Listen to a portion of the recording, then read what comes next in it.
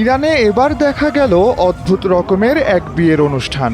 বরকনেকে যে গাড়িতে করে নিয়ে যাওয়া হচ্ছে সেটা সাজানো হয়েছে ইরানের সর্বোচ্চ ধর্মীয় নেতা মোস্তফা খামেনির ছবি দিয়ে।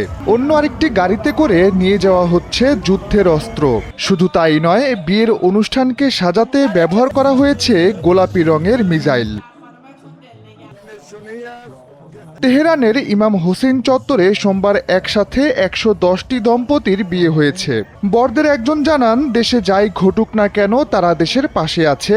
এক কনে জানান, এই বিয়ের মধ্য দিয়ে তারা বিশ্বকে বলতে চায় ইরান কোনো ষড়যন্ত্রকে ভয় পায় না, তারা ইসলাম এবং ইরানি বিপ্লবীদের পাশে আছে।